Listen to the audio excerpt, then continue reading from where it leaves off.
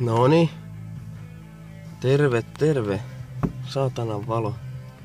Ei halua toimia. Noni.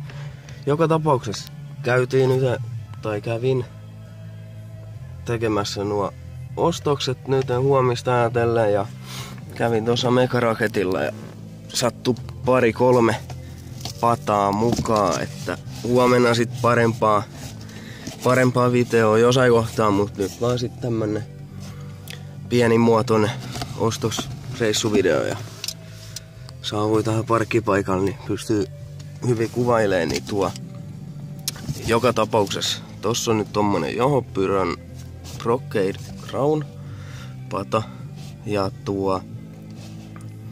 kuulemma vähän yksitoikkoinen, mut hieno jättipata, et en sitten tiedä siitä sen enempää hirveästi, mutta joka tapauksessa semmonen ja sitten toi uusi, mikäs vitu se Blockbusters, se nyt ei näy oikeastaan yhtään, mutta semmonen sattu mukaan ja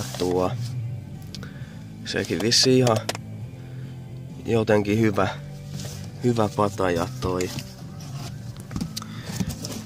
sitten tuolla alempana on sitten, no sitä ei näy ollenkaan, mutta kumminkin mikä saatana prime time, että se oli niinku vähän silleen niin sanotusti tiskin alta sitten, että sitä ei ilmeisesti ollut siinä mainoksessakaan ollenkaan mukana ja sitten soitin Livistille tai laitoin viesti, että millain, että pystyisikö varaamaan meikäläiselle semmosen ja sit se pystyi ja sain sitten prime timein, että ihan kiva juttu ja sit no totta kai kun oli pakko kysyä, että mitäs sais sitten niinku kauppapäälisiin jotain pientä suomalaista ja jotain muuta pikkusälää sitten, että no niitä mä en jaksa tuolta kassista kaivaa tähän näin, mutta huomenna sitten näkee jossain kohtaa, joka jaksaa video ottaa paremminkin, että tää on vaan tämmönen